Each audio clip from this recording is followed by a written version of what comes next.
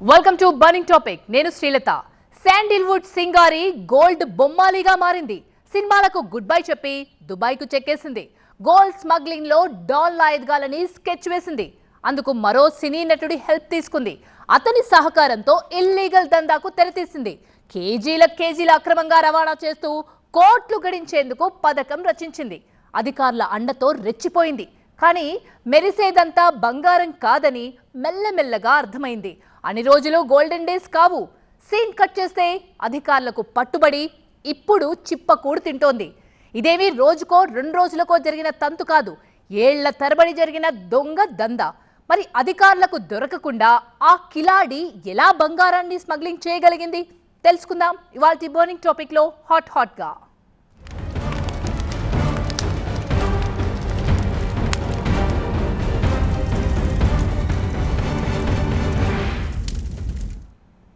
ఎవరైనా girl smuggle చేయాలంటే 1,00,000 ప్లాన్లు వేయాలేమో. కానీ రన్యారావు హ్యాంగర్ కున్న కోటు వేసుకుంటే చాలు కిలోల కొద్దీ బంగారం సునాయాసంగా తరలించగలదు. దొర గెటప్లో టిప్ టాప్ లెదర్ జాకెట్తో తను నడిచి వస్తుంటే మామూలు అమ్మాయిలాగే కనిపించేది. కానీ స్కాన్ చేసేదాకా తెలియదు ఆమె బాడీ అంతా బంగారంతో నిండి ఉందని. అయినా కస్టమ్స్ కళ్ళుగప్పి చెకింగ్ పాయింట్స్ దాటుకొని బంగారాన్ని యథేచ్ఛగా ఎలా తరలించగలిగింది? రోజుకో ట్విస్టుతో పూటకో పేరుతో రన్యారావు ఎపిసోడ్ పోలీసులకు సవాల్గా మారింది. కింగ్ పిన్ దొరికాడు. కానీ ఈ టోటల్ దందా వెనుకున్న రింగ్ లీడర్ ఎవరు? ఇది కేజీఎఫ్ కాదు, ఆర్జీఎఫ్, రన్యాస్ గోల్డ్ ఫీల్డ్. ఇక్కడ no procedure, no protocol, no police, only అమ్మడో లెట్స్ డూ గోల్డ్ దాచుడు. రన్యారావు అమ్మాయి బాగుందని ముచ్చటపడారు. ఖతర్నాక్ లేడీ. అమ్మాయి హీరోయిన్ కదా అని జాలిపడారు. పక్కా 420. ఇప్పుడు ఈ బంగారు తల్లి పేరు దేశం మొత్తం మార్మోగుతోంది. గోల్డ్ స్మగ్లింగ్ స్కూల్లో కొత్త పాఠాలని నేర్చుకొని కిలోల లెక్కన బంగారాన్ని చాలా పకడ్బందీగా పద్ధతిగా తరలిస్తూ కోట్లకు కోట్లు వెనకేసుకొని కూర్చుంది.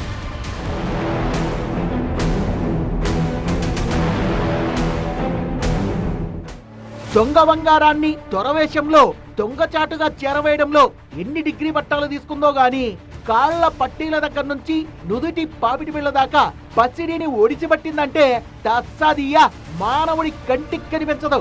ఏఐ టెక్నాలజీ కెమెరాకు చిక్కదు. అంతటి కిలాడి ఈ కిలేడి.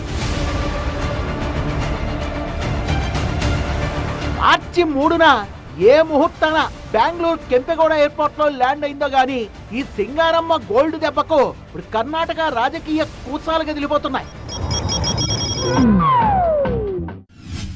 Mr. Chief Minister Siddaramaiah ji, please disclose the name of the ministers who are involved in this gold smuggling case. See, Mr. Vijayendra apparently is very well versed with how Dubai works. According to the BJP, for every issue CBI is the answer. అసలే Kannada politics ఎంత ఇంపుగా ఉంటాయో అందరికీ తెలుసు.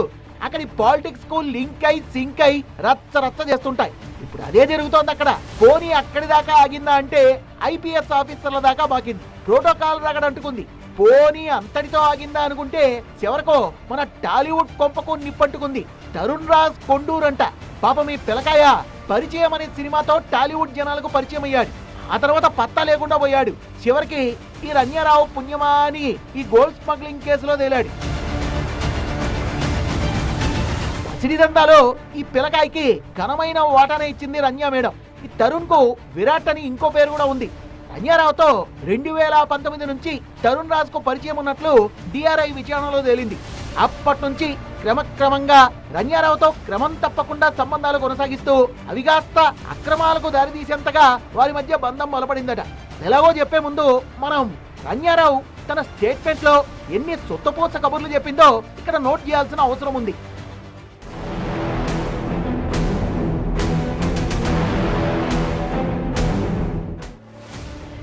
నేను చాలా అమాయకురాల్ని. First time gold smuggling చేస్తున్నాను. గతంలో ఎన్నడూ ఇలాంటి దొంగ పని చేయలేదు. యూట్యూబ్లో గోల్డ్ స్మగ్లింగ్ ఎలా చేయాలో నేర్చుకున్నాను. దాని ప్రకారమే బంగారం తరలించే పని ఒప్పుకున్నాను. అంతే తప్ప నాకు ఎలాంటి పాపం తెలీదు. నేను చాలా మంచిదాన్ని.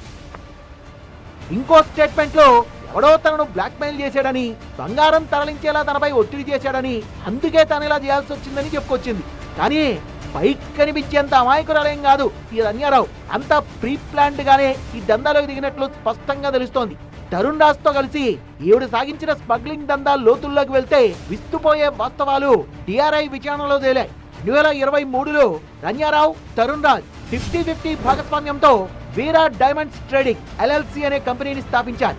ఈ కంపెనీ ప్రధాన లక్ష్యం బంగారాన్ని కొనడం, అమ్మడం. రన్యారావు ప్రధాన పెట్టుబడిదారుగా వ్యవహరించగా తరుణ్ వ్యాపార కార్యకలాపాల నిర్వహణ బాధ్యతను స్వీకరించాడు. కంపెనీ కోసం రన్య HDFC బ్యాంక్ ఖాతా ద్వారా సుమారు 10 లక్షల వరకు పెట్టుబడి పెట్టినట్లు కూడా దర్యాప్తులో తేలింది.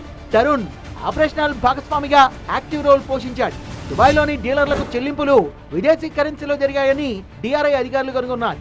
దుబాయ్లో ఓ డీలర్తో జరిగిన డీల్ ఫెయిల్ కావడంతో 1,70,00,000 వరకు నష్టపోయారు.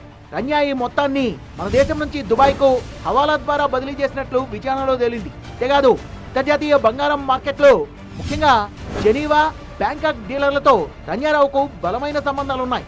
ఈ ప్రాంతాల నుంచే రన్య బంగారాన్ని అక్రమంగా తరలిస్తున్నట్లు కస్టమ్స్ అధికారులు భావిస్తున్నారు. ఈ తరుణ్ రాజ్ కూడా బంగారం మార్కెట్ లో కింగ్ పిన్ అయ్యేందుకు రన్యారావుతో సంబంధాలు కొనసాగించాడని తెలుస్తోంది. సో ఇద్దరు పైకి కనిపించేంత సొద్దుపోసలు అయితే కాదని తెలుస్తోంది. పైగా తరుణ్ రాజ్ కు అమెరికన్ పాస్పోర్ట్ ఉంది. దుబాయ్ చెక్ పోస్ట్ లో నుంచి అమెరికా పాస్పోర్ట్ ద్వారా బంగారాన్ని దాటించినట్లు DRI దర్యాప్తులో తేలింది.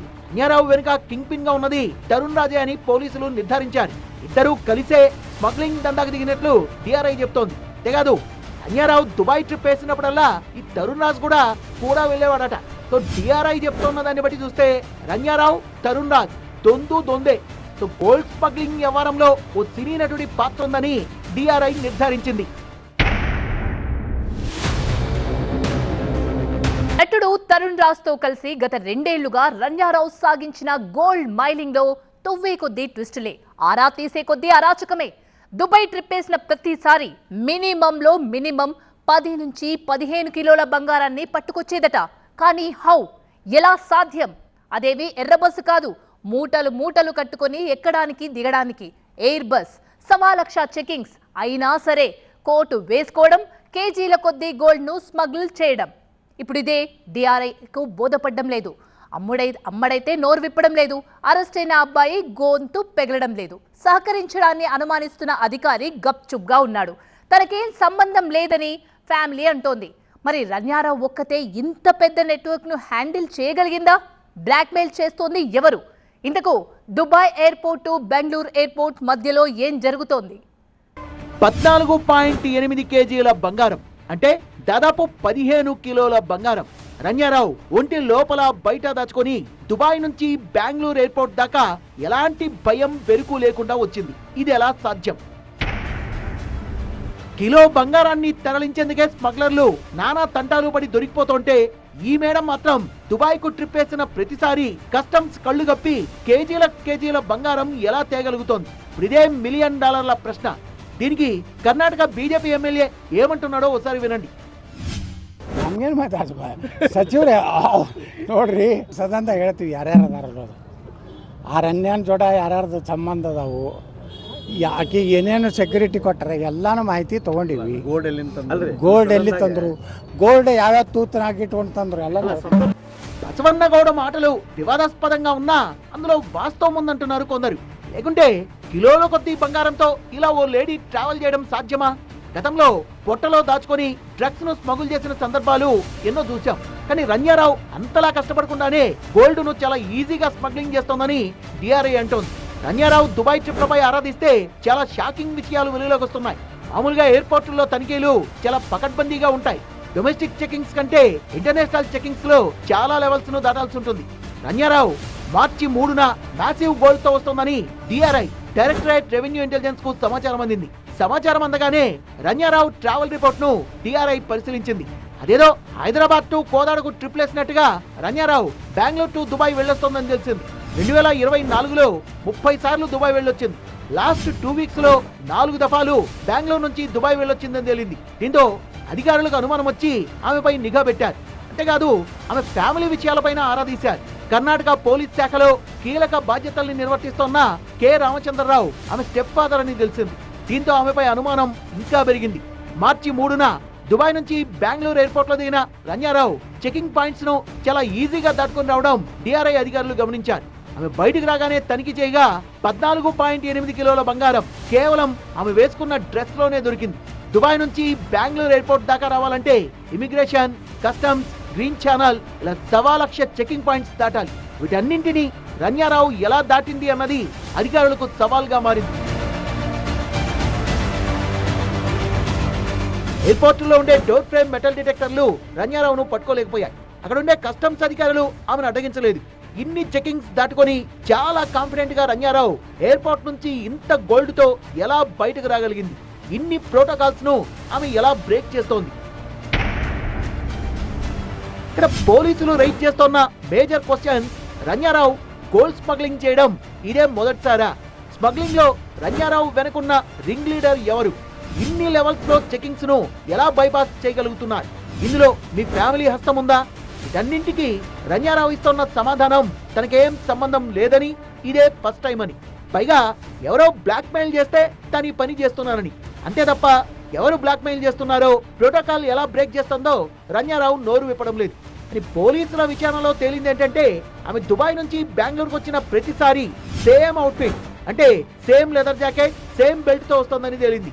అంటే రన్యారావు దుబాయ్ వెళ్లిన ప్రతిసారి 12 నుంచి 13 కోట్ల విలువైన బంగారంతోనే ఇండియాకు వస్తున్నారు అన్నది పోలీసుల మాట. మరి ప్రోటోకాల్ ఆమె ఎలా బ్రేక్ చేస్తోంది అన్నదే ఇంకా తేలలేదు. దీనికి బసవరాజు అనే కానిస్టేబుల్ సహకారం ఉందని తెలుస్తోంది. ప్రస్తుతం ఈ కేసులో 3 అరెస్ట్ చేసింది DRI. Number 1 Ranya Rao, number 2 Tarun Raju, number 3 Basavaraju. ఇక్కడ బసవరాజు అనే వ్యక్తి కీ రోల్ పోషించినట్టుగా తెలుస్తోంది. మామూలుగా దుబాయ్ ఎయిర్పోర్ట్ లో మనకన్నా స్ట్రిక్ట్ రూల్స్ ఉంటాయి. ఎయిర్పోర్ట్ లో ప్రతి లెవెల్లో డోర్ ఫ్రేమ్ మెటల్ డిటెక్టర్స్ ఉంటాయి. వాటి లోపల నుంచే ఎవరైనా లోపలికి వెళ్ళాలి. వన్స్ అవి రెడ్ సైరన్ మోగిన ప్రతిసారి తిరిగి వెనక్కు రావాలి, మళ్ళీ సరిచూసుకొని అదే మెటల్ డిటెక్టర్ లోంచి లోపలికి వెళ్ళాలి. కానీ రన్యారావు విషయంలో అలా జరిగిందా? జరగలేదు. దుబాయ్ లో ఏ చిన్న మెటీరియల్ అయినా, అంటే 24,000 నుంచి 25,000 రూపాయల ఖరీదు వరకు ఎలాంటి నిబంధన ఉండదు. కానీ అంతకు మించి ఏ వస్తువు తీసుకురావాలన్నా ట్యాక్స్ పే చేయాల్సి ఉంటుంది. మెటల్ బేస్డ్ అంటే గోల్డ్ లాంటివి 10 నుంచి 20 లక్షల కన్నా ఎక్కువ ఉంటే దాన్ని కంపల్సరీ డిక్లేర్ చేయాల్సి ఉంటుంది, ట్యాక్స్ పే చేయాలి. అలాంటిది దుబాయ్ ఎయిర్పోర్ట్ నుంచి రన్యారావు ఇంత ఈజీగా ఇన్ని కిలోల బంగారం ఇక్కడ యంత్రాంగం కళ్ళు గప్పి తీసుకురావడం సాధ్యమా అంటే, దుబాయ్ లో కూడా రన్యారావుకు హై లెవెల్లో భారీ నెట్వర్క్ ఉండి తీరాలి.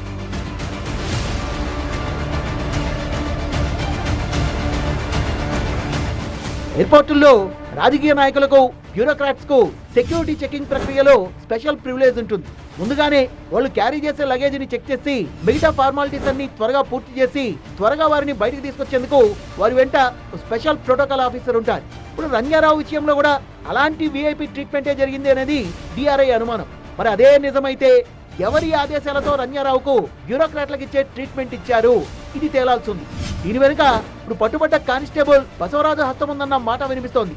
కానీ తనకేం తెలియదని బసవరాజు పోలీసులకు స్టేట్మెంట్ ఇచ్చాడు. కానీ బసవరాజుకు తెలియకుండా ఇంత పెద్ద ఆపరేషన్ జరగదని డిఆర్ఐ భావిస్తోంది. అంతేకాదు ప్రస్తుతం రన్యారావు ఫ్యామిలీ పైన డిఆర్ఐ ఫోకస్ పెట్టింది.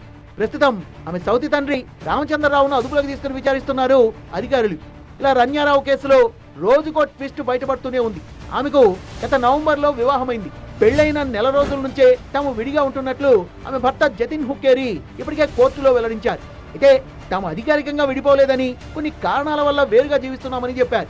రన్యారావు స్మగ్లింగ్ దందాతో తనకు ఎలాంటి సంబంధం లేదంటున్నాడు జతిన్. ఇలా రోజుకో పేరు, రోజుకో ట్విస్ట్ తెరపైకి రావడంతో రన్యారావు కేసు వెనకాల అతిపెద్ద నెట్వర్కే ఉందని పోలీసులు అనుమానిస్తున్నారు. అంతేకాదు ఆమె పట్టుబడ్డ మరుసటి రోజు నుంచే ఓ విదేశీ ఫోన్ నెంబర్ నుంచి కాల్స్ వస్తున్నట్టుగా గుర్తించారు పోలీసులు. మరి ఎవరా రింగ్ లీడర్? రన్యారావు కేవలం కమిషన్ కోసమే గోల్డ్ స్మగ్లింగ్ చేస్తోందన్న టాకు వినిపిస్తోంది. కిలో బంగారాన్ని తరలిస్తే ఆమెకు దాదాపుగా 5 లక్షల రూపాయలు అందుతాయిట.